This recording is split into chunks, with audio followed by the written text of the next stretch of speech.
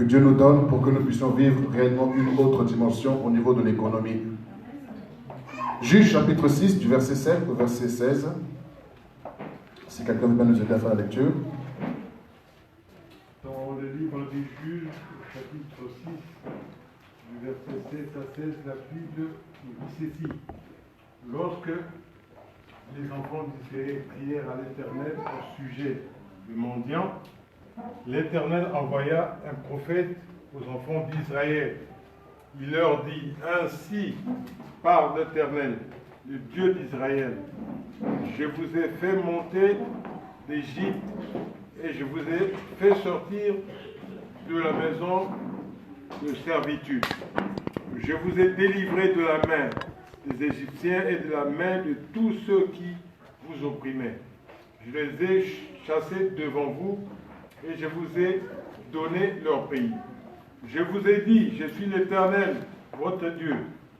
Vous ne craindrez point de Dieu de Amoréens dans le pays lequel vous habitez. Mais vous n'avez point écouté ma voix. Puis vint l'ange de l'Éternel, et il s'assit sous le tabernacle d'Opéra, d'Ophra plutôt, qui appartenait à Joas. De la famille d'Azézer, Gédéon, son fils, battant du froment au pressoir, pour le mettre à l'abri de mendiants. L'ange de l'Éternel lui apparut et lui dit, L'Éternel est avec toi, vaillant héros. Gédéon lui dit, Ah, mon Seigneur, si l'Éternel est avec nous, pourquoi toutes ces choses nous sont-elles arrivées? Et où sont tous ces prodiges que nos pères nous racontent quand ils disaient, l'Éternel ne nous a-t-il pas fait monter hors d'Égypte? Maintenant, l'Éternel nous abandonne et nous livre entre les mains de Madiani. L'Éternel se tourna vers lui et dit, va avec cette force que tu as et délivre Israël de la main de Madian. N'est-ce pas moi qui t'envoie? Gédéon lui dit, oh mon Seigneur, avec quoi délivrerai-je Israël? Voici ma famille est la plus pauvre en Manassé et je suis le plus petit dans la maison de mon père. L'Éternel lui dit, mais je serai avec toi et tu battras Madian comme un seul. Amen. Gédéon lui dit, si j'ai trouvé grâce à tes yeux. Merci beaucoup. Que le Seigneur soit béni.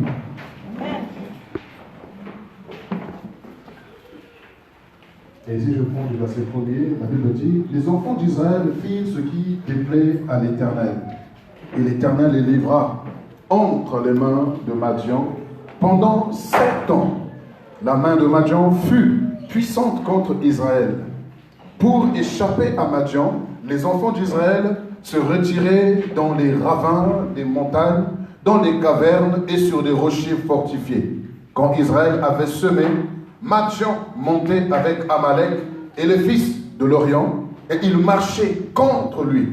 Ils campaient en face de lui, détruisaient les productions du pays jusque vers Gaza, et ne laissaient en Israël ni vivre, ni brebis, ni bœufs, ni ânes, car ils montaient avec des troupeaux et leurs tentes. Ils arrivèrent comme une multitude. Et donc, qu'est-ce qui se passe? Comme une multitude de sauterelles, comme une multitude innombrable, et donc de leurs chameaux, et ils venaient dans le pays pour le ravager. Israël fut très malheureux à cause de Madian, et les enfants d'Israël crièrent à l'Éternel. Amen. Vous voyez, une fois de plus, là, on voit comment est-ce que l'emprise qui est faite au niveau de l'économie. Alléluia. Et on commence bien en disant que les enfants d'Israël firent ce qui déplaît à l'Éternel. Les enfants d'Israël firent donc ce qui déplaît à l'Éternel. Au verset 7, on a lu en disant, lorsque les enfants d'Israël crièrent à l'Éternel au sujet de Madian, donc l'Éternel envoya un prophète aux enfants d'Israël. Il leur dit, ainsi parle l'Éternel, le Dieu d'Israël. Je vous ai fait monter d'Égypte et je vous ai fait sortir de la maison de servitude. Je vous ai délivré de la main des Égyptiens et de la main de tous ceux qui vous opprimaient. Et je les ai chassés devant vous. Et je vous ai donné leur pays. Je vous ai dit, je suis l'Éternel, votre Dieu. Vous ne craindrez point les dieux des Amoréens, mais vous n'avez pas écouté ma voix. Alléluia. Amen. Mais vous n'avez pas écouté ma voix. Frères et sœurs, si l'Église a un problème au niveau de l'économie, c'est parce que l'Église n'écoute plus la voix de l'Éternel. C'est parce que l'Église n'écoute plus la voix de l'Éternel. Ce qui se passe là, dans ce passage, ce qui se passe au niveau également de l'Église. Et l'Église est reculée, l'Église est dans des cavernes, dans des ravins. L'Église est cachée dans des caves. L'Église est cachée alors que la Bible dit que nous sommes la lumière du monde, le sel de la terre. Nous sommes censés être en évidence, non pas être cachés, mais être en évidence.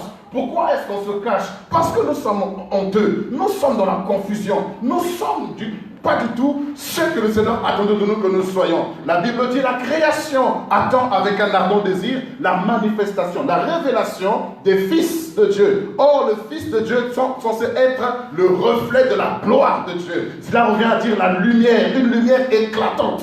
Mais nous, au contraire, nous sommes en train de nous cacher dans des cavernes, dans des ravins, dans des coins reculés, et Madian est en train de battre, de détruire notre économie.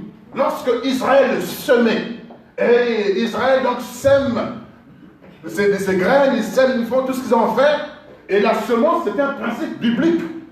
Quand bien même on appliquerait les principes bibliques, mais si on ne le craint pas, à ce moment-là, la semence que nous avons semée, la récolte ne nous reviendra pas. Est-ce que vous me suivez? Oui. Écoutez-moi bien, frères et sœurs, c'est un message qui nous aide à comprendre ce qui se passe actuellement et pourquoi tu as des problèmes financiers. Pourquoi nous avons des problèmes financiers. Est-ce que vous êtes avec moi cet après-midi ou du moins ce matin? Oui. Il fit ce qui est mal aux yeux de l'Éternel. Et du fait qu'on ait fait mal aux yeux de l'Éternel, l'Éternel, la Bible dit, nous livra Israël entre les mains de Madian. Et Madian donc va s'allier avec le peuple amalécite et tous les enfants de l'Orient et vont aller comme des sauterelles saccager et ravager Israël. Et Israël, à la vue de cette multitude, va reculer et va fuir dans les ravins, dans des cavernes, dans des grottes, dans des caves, se cache. Pendant qu'ils se cachent, et la récolte est récupérée par les Madianites. Alléluia. Et là, ce jour-là, voici un homme, Gédéon, lui aussi à son tour, il va aller regarder à gauche, à droite si les Madianites ne sont pas là. Et il va récupérer le froment et puis en train de le battre. Et il va se cacher. Il n'est pas en évidence, mais il se cache. Et dans cette cachette, voici que l'ange de l'Éternel est là. Et il le salue. L'ange de l'Éternel lui apparut et lui dit, l'Éternel est avec toi, vaillant héros. Gédéon lui dit, ah, Seigneur, si l'Éternel est avec nous, pourquoi toutes ces choses nous arrivent-elles? Alléluia. Et où sont ces prodiges que nos pères nous racontent quand ils disent, l'Éternel ne nous a-t-il pas fait monter hors d'Égypte? Maintenant l'Éternel nous abandonne. Il nous livre entre les mains des Madians. L'Éternel se tourna vers lui et lui dit, va avec cette force que tu as. Alléluia. Alléluia. L'Éternel salue Gédéon. Vaillant héros, l'Éternel est avec toi. Elle dit, ah Seigneur. Si, regardez bien ici, Seigneur est écrit avec un petit S. Donc là, il n'a pas encore reconnu que c'est l'Éternel Dieu qui s'est révélé à lui. Là, il le prend simplement comme un monsieur. Avec beaucoup de respect. Ah monsieur, si vraiment l'Éternel dont vous parlez était avec nous, je ne pense pas que toutes ces choses nous arriveraient. Parce que ce que j'ai entendu dire concernant l'Éternel, ce Dieu-là, il est un Dieu grand, fort et redoutable. Vous voyez, il y a un problème qui se passe au niveau de Gédéon. Gédéon a reçu des informations concernant l'Éternel comme étant un Dieu grand, fort, redoutable, incomparable, le Dieu qui siège au-dessus de tous les dieux. Il ne peut même être, il n'a pas d'égal. Maintenant, Gédéon est en train de voir que dans sa génération, ce Dieu de ses pères-là, apparemment, il n'existe plus. Pourquoi? Parce qu'au niveau de l'économie, ce n'est plus ce Dieu-là qui opérait des miracles. Nous avons un problème de cette génération. Nous parlons souvent du Dieu d'Abraham, d'Isaac et de Jacob, du Dieu de nos pères. Mais ce Dieu-là dont nous parle la Bible, on a l'impression qu'il est inexistant dans notre génération. On a l'impression que ce Dieu-là de la Bible n'existe plus. Il est mort ou nous a livrés entre les mains des Madianites. On a l'impression que nous sommes un peuple abandonné ou délaissé. On a l'impression qu'on est en train de s'imaginer un Dieu sauveur, un Dieu libérateur. C'est comme si nous-mêmes nous sommes en train de faire des idoles, mais qui ne sont pas physiques, mais qui sont morales ou même spirituelles. Alors que Gédéon dit, mais où est ce Dieu-là dont nos pères nous ont parlé? Ils nous ont raconté les histoires de ce Dieu-là. Parce que le Seigneur avait dit à Moïse qu'il faudrait que ce que vous avez vu, que vous le racontiez à vos enfants. Et que les enfants le racontent à leurs enfants de génération en génération. Ça, c'est la loi orale. Et voilà que Israël, comment il s'appelle, Gédéon, il est devant un dilemme. On a parlé d'un Dieu grand, fort et redoutable, et dans la réalité, il voit autre chose. Oh my God. Alors, voici que l'Éternel, l'ange de l'Éternel apparaît à Gédéon. Il lui dit, je te salue, vaillant héros. Et il dit, l'Éternel est avec toi. Il dit, en d'autres termes, avec politesse, avec beaucoup de respect, il dit, monsieur, s'il vous plaît, ne me parlez pas de ce Dieu-là, parce que le Dieu-là dont on m'a parlé, on dirait qu'il n'existe plus. Oh my God. On dirait que ce Dieu-là est mort. Et il est en train de parler devant ce Dieu-là. Et regardez bien, ce Dieu-là ne se défend pas. Ce Dieu-là n'a pas insulté. Ce Dieu n'a pas frappé de mort. Pourquoi? En d'autres termes, il est en train de dire, Gédéon, je te comprends. Ce n'est pas de ta faute. Oh my God. Ce n'est pas de ta faute, Gédéon. Je te comprends. Alléluia. Amen. Seulement, ce que je vois en toi, c'est ça qui va délivrer Israël. Va avec la force que tu as. Il dit, mais avec quoi est-ce que je veux délivrer Israël? Avec quoi? En d'autres termes, Gédéon avait une révolte en lui, mais qu'il ne pouvait pas exprimer parce que peut-être les gens ne pouvaient pas le comprendre. Vous savez, lorsqu'un homme de Dieu a une vision, souvent la vision te rend un peu fou.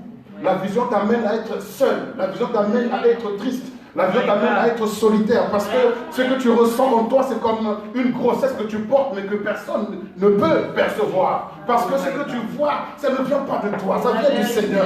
Et souvent, tu es seul, des larmes coulent. Parce que devant le constat que tu fais, vous savez, il y a deux sortes de constats. Il y a des constats qui sont faits par tes blessures. Il y a un constat qui t'est donné par Dieu. Quand tu fais un constat par rapport à tes blessures, tu vois le monde au travers de la déception. À ce moment-là, ça te rend philosophe. Mais quand tu reçois la vision de la part de Dieu, tu as la compassion même des gens qui te persécutent. Tu as la compassion des gens qui ne comprennent rien. Tu as la compassion parce que ce n'est pas quelque chose qui vient des hommes, mais une vision divine. Amen. Et Gédéon avait cette vision-là, de vouloir libérer Israël. Parce que pendant que tout le monde se cache dans les ravins, dans les grottes, dans des cavernes, lui, il est sorti pour aller frapper, pour aller battre le froment, dans l'objectif de nourrir Israël, dans l'objectif de ravitailler l'économie, dans l'objectif de pouvoir relever son peuple. Oh my God. Pendant que tout le monde se cache, mais lui, il est sorti. Oh my God. Pourquoi est-ce que Dieu l'a rencontré? Il l'a rencontré parce qu'il a vu en lui cette vision. Il a vu cette vision de sortir Israël de la pauvreté, de l'échec, de la honte, de la confusion. Mais il ne savait comment le faire. Mais il frappait, il battait le froment pendant que tout le monde était dans les cachettes. Oh my God. Il y a des gens qui ne pourront jamais aller au front comme toi. Parce qu'ils n'ont pas reçu la vision que tu as reçue. Il y a des gens qui ne prendront pas de risques comme toi. Et les gens ne vous attendez pas que tout le monde vous suive dans vos risques. Parce qu'ils n'ont pas compris le fardeau qui te porte. Tout le monde ne pourra pas te suivre. Mais ils te suivront lorsque tes murs seront reculés. Amen. Parce que l'homme ne regarde à ce qui frappe les yeux. La vision que tu portes ne frappe pas les yeux. Personne ne l'a vu, personne n'a entendu dire ces choses. Donc ça fait que tu es seul. Et dans cette solitude-là, le Seigneur te dit, je suis avec toi. Alléluia. Alors, la clé que je voudrais vous donner cet après-midi, ou du moins ce matin, par rapport à l'économie, va avec la force que tu as. Opère avec ce que tu as. Travaille avec ce que tu as. Écoutez-moi bien, parce que je veux que Dieu m'aide à vous expliquer ou à vous transmettre ce qu'il me met vraiment sur mon cœur. Travaille ou opère avec ce que tu as. Amen.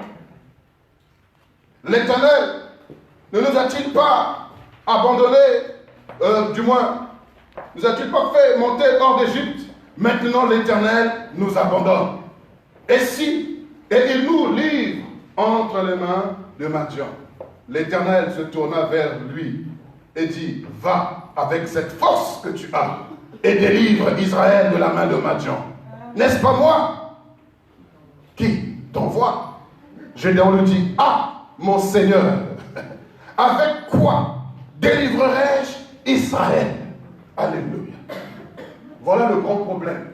Souvent, tu peux avoir un projet, tu peux avoir le désir de créer une entreprise, un business, de faire quelque chose de grand. Mais le grand problème, tu te dis, mais avec quoi est-ce que je vais le faire?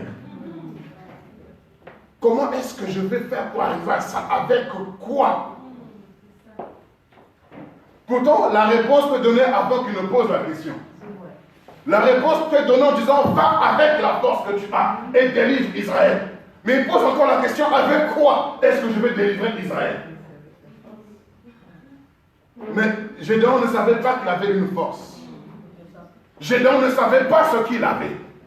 Comme beaucoup d'enfants de Dieu ne savent pas ce qu'ils ont. Vous savez pourquoi? Parce que le diable nous a aveuglés quant à ce que nous avons et il nous a ouvert les yeux quant à ce que nous n'avons pas ou ce que nous ne sommes pas. Et ça fait que tu marches à la vue ou à la vision que le diable t'a donné de toi-même et du monde. Occultant ce que tu as. Parce qu'il sait que ce que tu as, c'est ça qui va faire toute la différence. Avec quoi est-ce que je vais délivrer Israël? Avec quoi est-ce que je vais créer mon entreprise? Avec quoi est-ce que je peux créer une structure qui permettrait que les enfants de Dieu sortent des cavernes, sortent des ravins, sortent des grottes, sortent des caves? Avec quoi est-ce que je peux le faire? Alléluia. Ah, mon Seigneur, avec quoi délivrerai-je Israël? Voici, ma famille est plus pauvre en Manassé.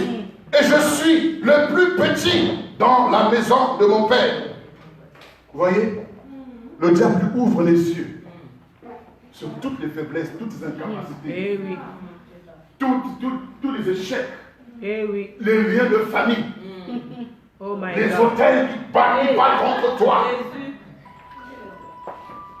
Toutes ces choses-là font que la mentalité des enfants de Dieu a été complètement rendue stérile.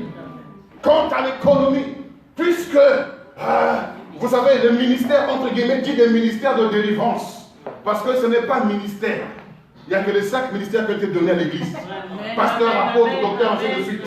Maintenant, le ministère de la délivrance amène les enfants de Dieu à être esclaves.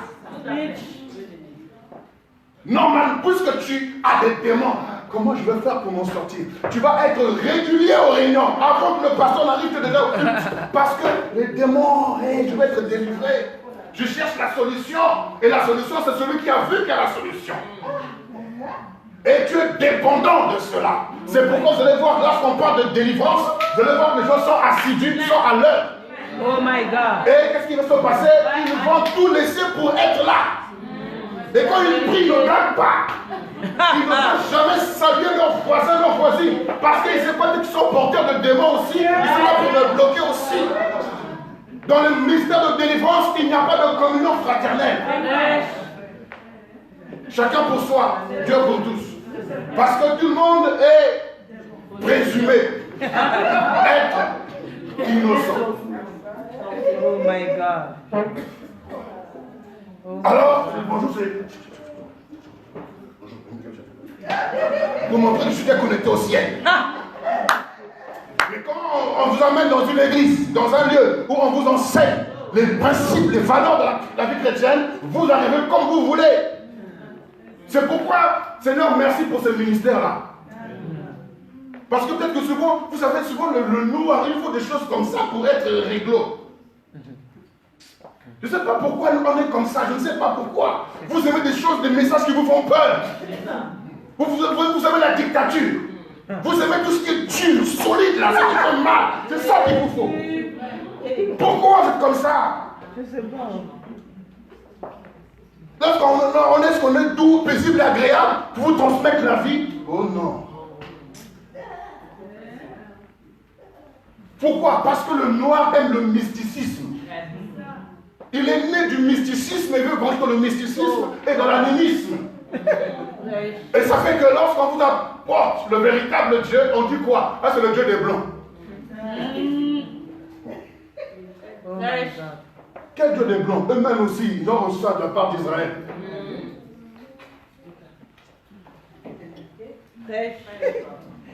Alléluia. Nous avons un grand problème.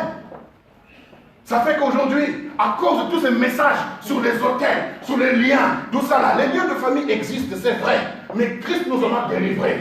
Et quand tu es en Christ, tu peux savoir ce qui ne va pas dans ta vie toi-même. Sans pour autant que tu fasses une radiologie spirituelle. L'apôtre Paul nous dit, examinez-vous vous-même. Oh my God. Amen. Mais vous êtes là, vous voulez toujours qu'il y ait des scanners. Comme Jésus, il y en a un qu'on appelle le scanner de Dieu.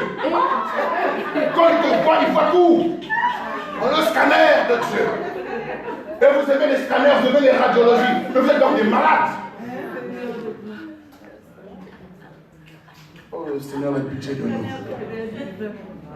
Ça fait que tous ces messages-là, Gédéon a dit quoi? Eh Seigneur, moi, allez délivrer Israël. Mais je suis le plus petit dans ma famille. Et ma tribu est la plus petite en Israël. Wow. Donc, il est conscient, il a la connaissance, il a la révélation des liens de famille. Il a la révélation, la connaissance des auteurs qui sont établis contre lui. Mais vous savez, vous pouvez connaître tous les démons de l'enfer. Mais si vous ne connaissez pas, vous ne savez pas qui vous êtes. Ça ne vous servira à rien. Mais je te pose la question. Quand tu connais tous les noms des démons, dis-moi, c'est pour aller faire la fête avec eux en enfer ou c'est pour vivre avec eux tous les jours? Ce sont des portes pour connaître leur nom. Et si on te pose la question, donne-moi le nom des anges. Je sais qu'il y a l'ange Michael, après Gabriel, après la Bible ne parle pas des autres. Mais où tu as appris tous les noms des démons là? Où tu as appris ça? Oh my God. Alors, voyez, tout ça, ça fait que les chrétiens aujourd'hui, ils sont devenus stériles quant à ce qu'ils sont. On nous enseigne seulement sur ce que nous ne sommes pas ou ce que nous n'en pas. Voilà. On nous enseigne sur les hôtels, toutes ces choses-là. Ça fait que les chrétiens sont terrorisés, ils sont choqués, ils sont traumatisés et ils ne peuvent pas développer ce qu'ils sont. Vous êtes là, vous avez beaucoup de choses, mais vous ne faites rien de ce que vous avez. Est-ce que vous êtes là ce matin? Est-ce que nous sommes là? Oh Seigneur, aie pitié de nous, aide-nous, aide-nous. L'Éternel le dit, Gédéon, va avec la force que tu as et délivre Israël. Il dit, ah Seigneur, moi, je suis le plus petit, ainsi de suite. Mais le Seigneur lui répond simplement, mais je serai avec toi et tu battras Madian comme un seul homme. Waouh! Quelle promesse! Tu battras Madian comme un seul homme. Oh my God. Tu battras Madian. Madian qui terrorise Israël. Madian qui scandalise le peuple de Dieu. Madian qui amène les gens à se cacher dans les caves, à se cacher dans les ravins, à se cacher je ne sais où. Tu vas le battre comme un seul homme. Ça c'était le Goliath d'Israël à l'époque. Au temps de Gédéon. David avait son Goliath également. Chacun avait son Goliath à sa génération. Et notre génération aujourd'hui, notre Goliath, notre Madianite, c'est l'économie. Regardez bien. Si a des gens qui ne viennent pas au culte le dimanche parce qu'ils doivent travailler. Tu te lèves tout le matin, tu mets ton réveil sonner, tout ça à cause de l'économie. Tu as mal au dos à cause de l'économie. Tu as mal à la tête, des courbatures partout à cause de l'économie. Mes frères et sœurs, est-ce que réellement Dieu nous a livrés à ça? Écoutez-moi bien, la parole que que l'Éternel a prononcée en Éden, en disant à l'homme, puisque tu as fait cela, voici, Dieu n'a pas maudit directement Adam, mais il a maudit la terre, en disant que la terre ne te portera plus des fruits, tout ça là, mais te portera des ronces et des épines. Donc c'est la sueur de ton front que tu gagneras ton pain. Ça, c'est une malédiction. Mais la Bible me dit que Christ nous a rachetés de la loi et de la malédiction. Même cette malédiction, Christ nous en a racheté. Nous sommes censés vivre dans le temps de la grâce. Et le temps de la grâce, c'est quoi? C'est que Dieu, lorsqu'il a créé l'homme, écoutez, lisez avec moi Genèse chapitre 2. Vous me suivez? Oui. Ce que je vous dis là, c'est l'Esprit qui me révèle ces choses. Et je crois que Dieu est fidèle. Genèse chapitre 2.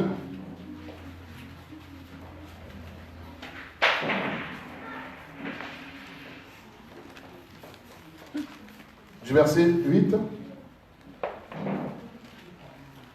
Genèse 2, à partir du verset 8. Puis l'Éternel Dieu planta un jardin en Éden du côté de l'Orient. Il y mit l'homme. Qu'il avait formé. L'Éternel Dieu fit pousser du sol des arbres de toute espèce, agréables à voir et bons à manger. Et l'arbre de la connaissance, l'arbre de la vie au milieu du jardin, et l'arbre de la connaissance du bien et du mal. Et l'arbre de la connaissance du bien et du mal. Et puis on dit quoi? Alléluia. Un fleuve sortait de l'Éden, pas du jardin, mais de l'Éden, pour venir arroser le jardin. Et à partir du jardin, le fleuve va se séparer en 4. Lisez avec moi le psaume 46.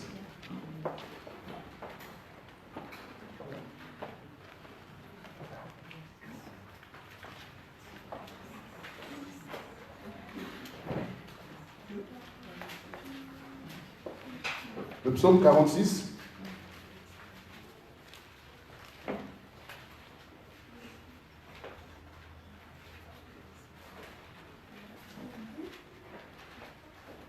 Le verset 5.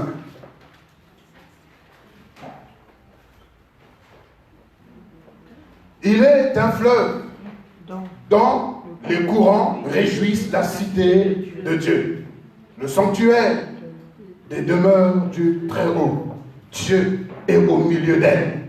Elle n'est point ébranlée. Dieu la secourt dès l'aube du matin. Il est un fleuve. Alléluia. Mais quand vous lisez Ézéchiel chapitre 47, vous allez voir également Ézéchiel parle d'un fleuve qui vient de la cité de Dieu, qui vient du trône de la grâce. Sous le seuil de la maison sortait un fleuve. Pourquoi est-ce que je parle du fleuve et pourquoi est-ce que Dieu parle du fleuve dans Genèse?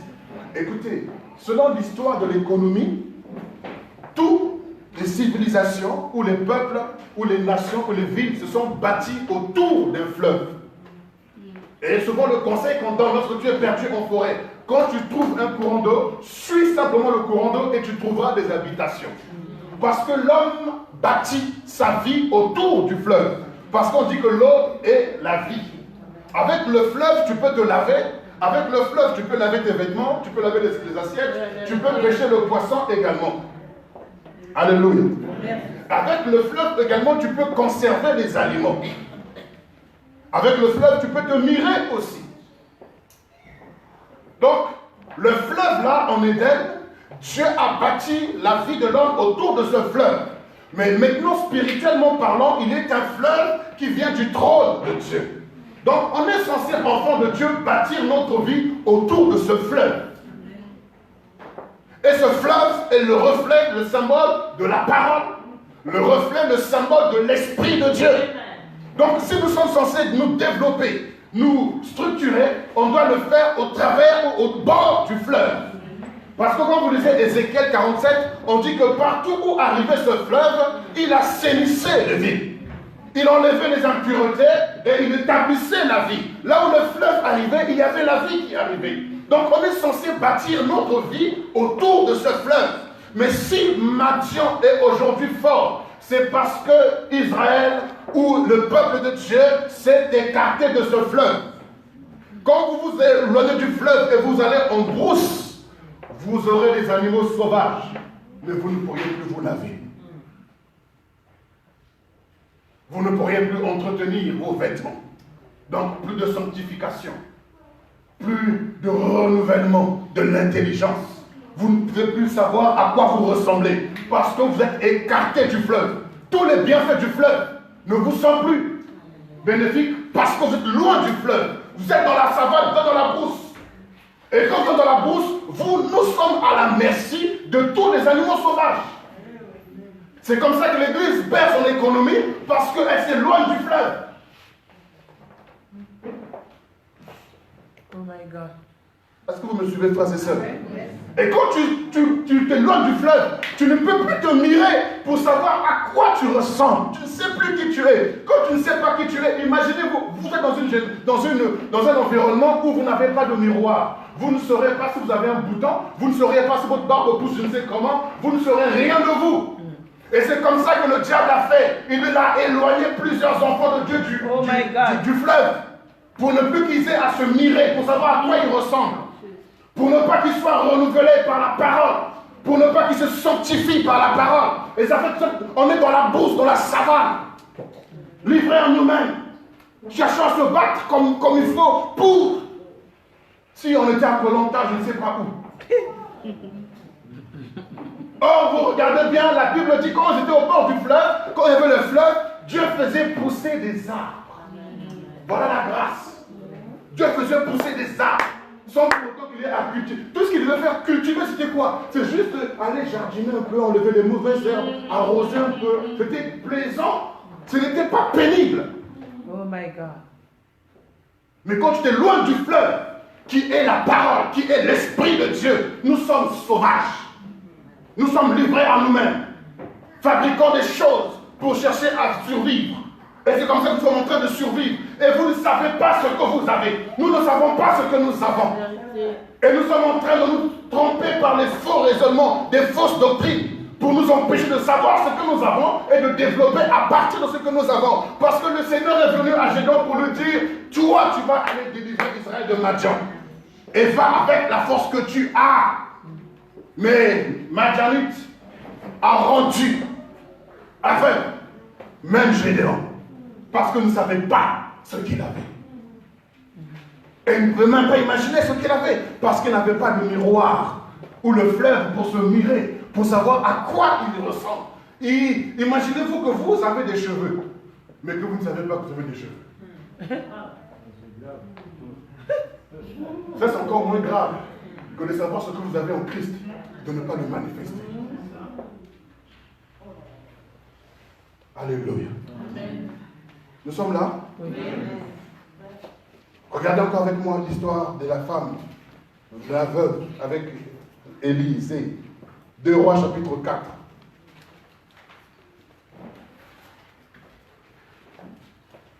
Rois chapitre 4.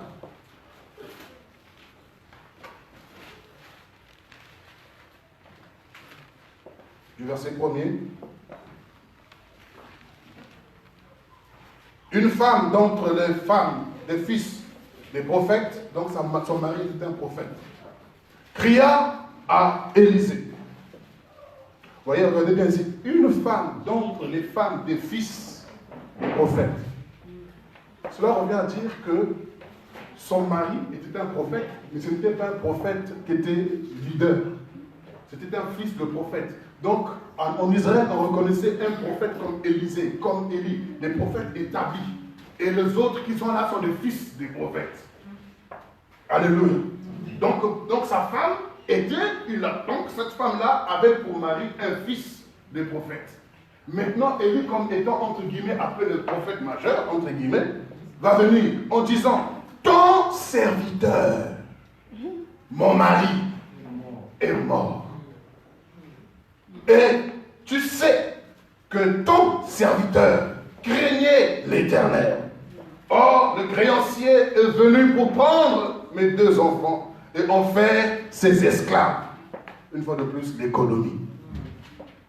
Élisée lui dit, que puis-je faire pour toi?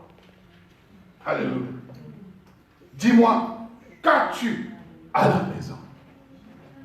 Alléluia. Qu'as-tu à la maison? Parce que le miracle ne se produira pas en dehors de ce que tu n'as pas. En tout cas. Frères et sœurs, Élisée est le prophète, entre guillemets le patron de tous ces enfants et prophètes là. Et il dit, tu connaissais mon mari, tu sais comment il craignait Dieu. Vous voyez, il craignait Dieu, mais il était pauvre. On craint Dieu, mais on est pauvre. On craint Dieu, on est bourré de dettes. Je ne sais pas s'il y a des Gédéons qui sont révoltés ce matin. Ah oui. Je ne parle pas à tout le monde ce matin, je ne parle pas à tout le monde. Femme de ménage, quand tu vas faire ton ménage là-bas, va faire ton ménage. Je parle à des enfants de Dieu qui comprennent ce matin que ça doit changer. On doit reculer le mur pour que les choses changent. Il craint Dieu, mais pauvre. Madian, Israël avait le principe de la semence, mais pauvre. Pourquoi? Parce que j'étais loin du fleuve. Et là, tu connaissais ton serviteur, mon mari, comment il craignait l'Éternel. Mais il a laissé des dettes. Pourquoi il avait des dettes? Puisqu'il craignait Dieu, il ne jouait pas au loto. Puisqu'il craignait Dieu, il n'était pas dans les bars pour les boire l'alcool. Puisqu'il craignait Dieu, il n'avait pas de maîtresse. Puisqu'il craignait Dieu, il n'avait pas une vie de débauche. Mais d'où est-ce que les dettes venaient? Puisqu'il craignait Dieu, pas d'argent. Alléluia. Et il y a beaucoup d'enfants de Dieu, c'est comme ça. Et ça doit changer. On nous a inculqué la mentalité que être riche et être enfant de Dieu, c'est incompatible. Ça fait qu'on a délaissé les richesses pour le pharaon. On est parti adorer Dieu dans la crainte, en esprit et en vérité. On a laissé nos richesses en Égypte. Mais alors que Moïse a dit, pas question d'aller adorer Dieu sans nos richesses. On va adorer Dieu avec nos richesses. Et il est temps, frères et sœurs, que l'Église se réveille pour reprendre position. Que vous sortiez de vos ravins. Amen. Que nous sortions de nos montagnes, de nos cavernes. Amen. Que nous sortions de nos grottes. Amen. Que nous sortions pour la conquête. Qui est Madian devant l'Éternel? N'est-il pas le Dieu qui a dit que celui qui est en nous est plus fort que celui qui est dans le monde? N'est-il pas le Dieu qui a dit qu'avec lui, nous ferons des exploits? N'est-il pas le Dieu qui a dit que nous marcherons sur les serpents, les scorpions et sur toute la puissance de l'ennemi et rien ne pourra nous nuire?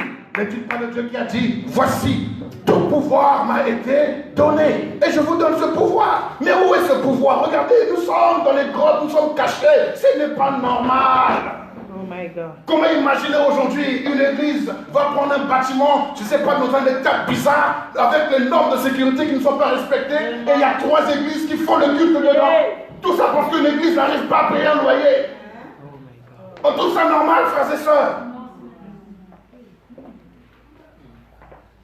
Où est, c'est pourquoi Gédéon a dit, où est ce Dieu-là? Où est le Dieu de nos pères? Oh my Ce God. Dieu-là qui était glorieux, ce Dieu-là dont les nations avaient peur. Mais aujourd'hui, ces nations n'ont plus peur et ces nations même se jouent de nous.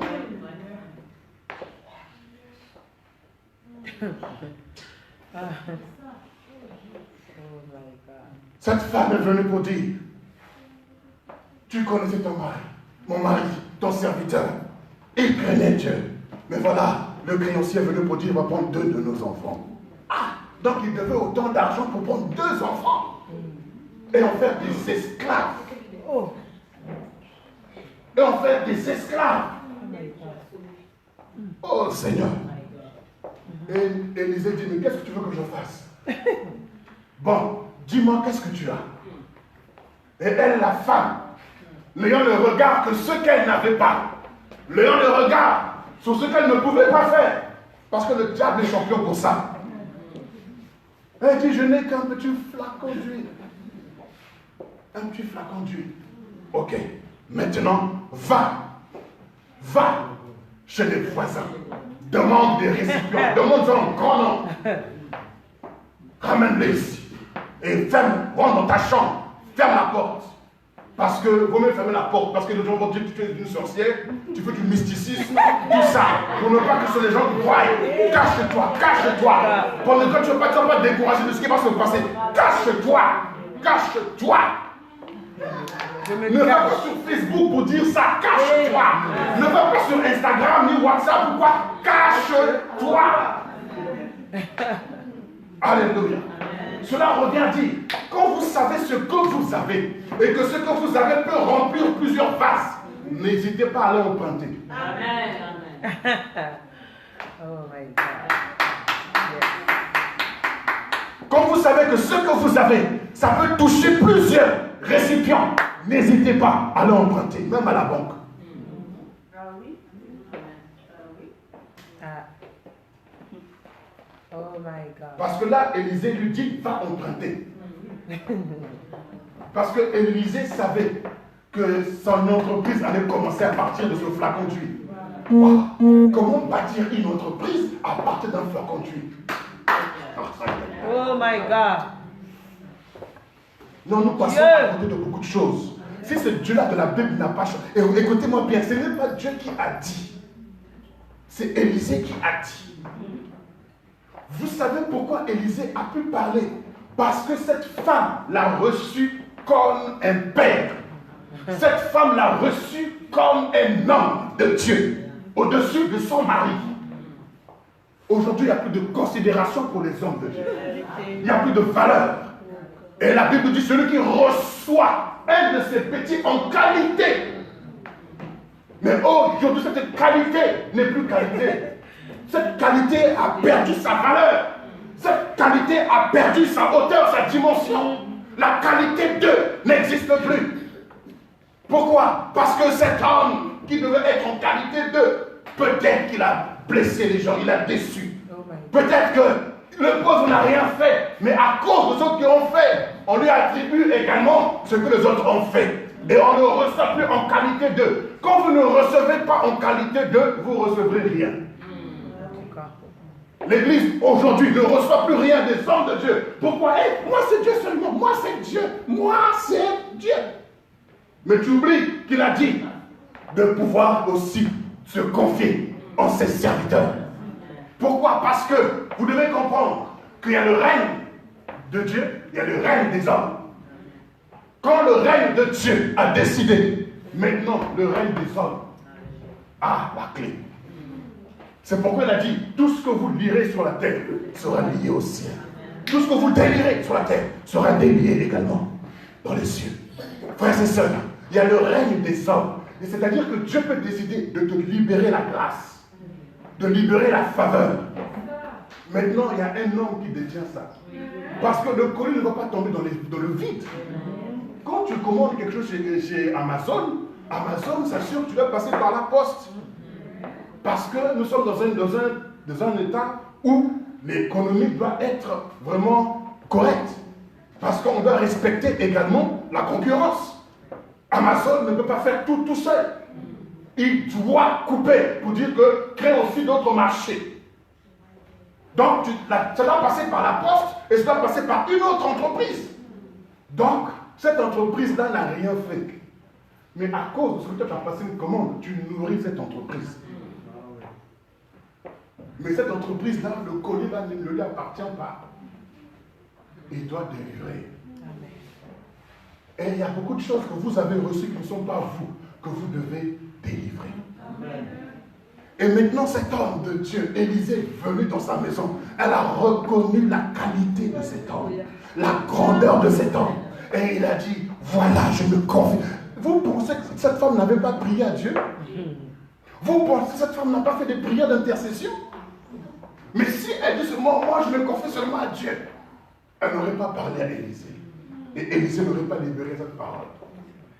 Il y a des choses que je peux libérer sur vous, mais comme vous ne me voyez pas, je garde ça pour moi. C'est pourquoi Jésus, quand il est arrivé à Nazareth, il n'a fait aucun miracle. Parce qu'on ne le recevait pas en qualité d'eux. On le voyait comme le fils du charpentier. Mais quand il est arrivé en Samarie, oh my God. C'est pourquoi le prophète n'est jamais retourné de sa propre maison. Comme vous êtes habitué à moi là-bas, c'est normal.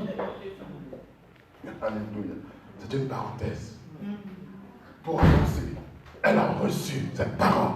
Ferme la porte à partir de ce que tu as. Alléluia. Regardez encore Moïse. Je suis en train de vous donner des exemples simplement de Dieu fait à partir de ce que tu as. Va avec la force que tu as. Opère à partir de ce que tu as.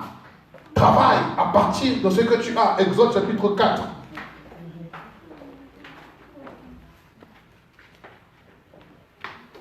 Exode chapitre 4. Moïse répondit et dit, voici, ils ne me croiront point, et ils n'écouteront point ma voix. Mais ils diront, l'Éternel ne t'est point apparu. L'Éternel lui dit, qu'y a-t-il dans ta main? Il répondit, une verge. Alléluia. Qu'y a-t-il dans ta main? Alléluia. Dieu va opérer avec toi à partir de ce que tu as. Qu'y a-t-il dans ta main? Moïse, tous les jours de sa vie, il avait un bâton. Il ne savait pas pourquoi il avait ce bâton. Lui, il se disait que c'était le bâton de berger. Il ne savait pas que c'était notre bâton. Il se promenait avec ce bâton pensant que c'était juste le bâton de berger. Et Dieu lui pose la question, il y a quoi dans ta main? Dieu, c'est un petit bâton. Il dit, jette-le. C'est tout. Ah. Il dit quoi? Jette-le à terre. Jésus. Jette-le à terre. Et le serpent va se changer en serpent. Il dit maintenant, saisis-le par la tête ou la queue. Il va le saisir à nouveau, il va redevenir bâton. Alléluia. Qu'a-t-il dans ta main? Oh my God. Le problème, c'est que, tout à l'heure, je vais arriver à ça. Le problème, vous voyez, on ne sait pas ce qu'on a. Parce qu'on est tellement habitué à ce qu'on a qu'on minimise même ce qu'on a. Il dira juste un bâton. La femme dira j'ai juste un flacon d'huile. Alléluia. J'ai juste un bâton, j'ai juste un flacon d'huile. Et regardez comment le diable fait. Regardez comment le diable fait quand tu ne sais pas ce que tu as. On va prendre 1 Samuel chapitre 17. Si quelqu'un peut m'aider à faire la lecture dans 1 Samuel chapitre 17. Regardez bien, vous allez voir que beaucoup vont se retrouver là-dedans. Que les écailles vraiment tombent de nos yeux au nom de Jésus. Donne-moi un amen vivant. Amen.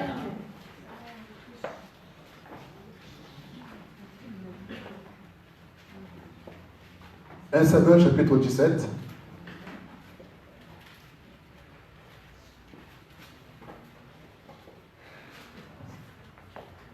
qu'on a du temps un peu?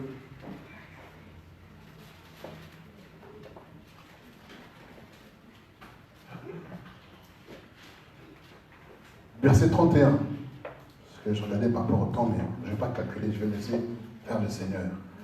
1 Samuel chapitre 17, du verset 31 jusqu'au verset 39. Jusqu'au verset 40, excusez-moi. 1 Samuel chapitre 17, du verset 31 au verset 40. Amen. Lorsqu'on eut entendu les paroles prononcées par David, lorsqu'on eut entendu les paroles prononcées par David, on les répéta devant Saül, qui le fit chercher. David dit à Saül, que personne ne se décourage à cause de ce Philistin. Ton serviteur ira se battre avec lui. Saül dit à David, tu ne peux pas aller te battre avec ce Philistin, car tu es un enfant, et il est un homme de guerre dès sa jeunesse. David dit à Saül, ton serviteur faisait paître les brebis de son père, et quand un lion ou un ours venait en enlever une du troupeau, je courais après lui, je le frappais et j'arrachais la brebis de sa gueule. S'il se dressait contre moi, je le saisissais par la gorge, je le frappais et je le tuais. C'est ainsi que ton serviteur a terrassé le lion et l'ours, et il en sera du Philistin, de cet incirconcis comme de l'un d'eux, car il a insulté l'armée du Dieu vivant. David dit encore, l'Éternel qui m'a délivré de la griffe du lion et de la patte de l'ours, me délivrera aussi de la main de ce Philistin. Et Saül dit à David, va, et que l'Éternel soit avec toi. Saül fit mettre ses vêtements à David, il plaça sur sa tête un casque d'airain et le revêtit d'une cuirasse. Verset 39. David ceignit l'épée de Saül par-dessus ses habits et voulut marcher, car il n'avait pas encore essayé. Mais il dit à Saül, je ne puis pas marcher avec cette armure. Je n'y suis pas accoutumé, et il s'en débarrassa. Amen. Le verset 40. Verset 40. Il prit en main son bâton, choisit dans le torrent 5 pierres polies, et il mit dans sa gibecière de berger et dans sa poche. Puis, sa fronde à la main, il s'avança contre le Philistin. Amen. Amen. Amen. Waouh. Regardez bien ici. Vous allez voir que beaucoup d'enfants de Dieu sont dans ce cas. Regardez, il y a un problème ici. Il y a une entreprise qui est là, qui s'appelle l'armée de l'Éternel, et le patron de l'armée, c'est Saül. Et Saül, regardons le problème qui est là, le défi, le challenge qui fait face à cette entreprise, il cherche un profil type. Il cherche un profil type d'un homme qui va les sortir de cette impasse. Comme nous voyons actuellement Aigle Azur et XL Airways qui ont des soucis et qui cherchent vraiment à sortir de là. Ils ont déposé le bilan parce qu'ils en sortent ils cherchent une entreprise qui pourrait au moins sauver les salariés. Et là aussi, c'est l'image de Saül, l'armée de l'Éternel, le roi d'Israël, oint par Dieu, mais incapable de faire face à Goliath. Et lorsque David va arriver sur le terrain, il va voir tout ce qui se passe. Il dit, j'irai combattre ce Philistin. Et on va rapporter ces paroles au boss, chef d'entreprise. Et le chef d'entreprise va le recevoir en entretien. Pour dire, hé monsieur, je vois ton âge, je vois que tu es beau gosse, tout ça, mais ici, là, ce n'est pas le terrain de mannequinat ici. Ici, là, ce n'est pas un terrain de jeu pour jouer au sable, tout ça. Parce que le monsieur que tu vois là, c'est un guerrier. Il commence à faire les éloges de l'ennemi. Oh! Oh! Il fait les éloges de son ennemi. Et maintenant, David, lui, il lui donne son curriculum vitae, son CV. Voilà. Il donne son CV à son boss pour dire, oh roi, Dieu patron, vous savez, j'ai de l'expérience. J'ai eu une petite expérience. Mais il introduit dedans l'Éternel. J'ai de l'expérience. Je suis, moi aussi, un guerrier. Voilà. Je n'ai pas combattu contre des hommes, j'ai combattu contre des animaux féroces. J'ai terrassé des lions, j'ai terrassé l'ours. Et l'Éternel qui m'a délivré de ce lion et de ce ours-là, me délivrera aussi de ce Philistin. La lettre de motivation a touché le cœur du boss. En entretien même, il a embauché. Va! À l'issue de l'entretien, tu vas. Voilà.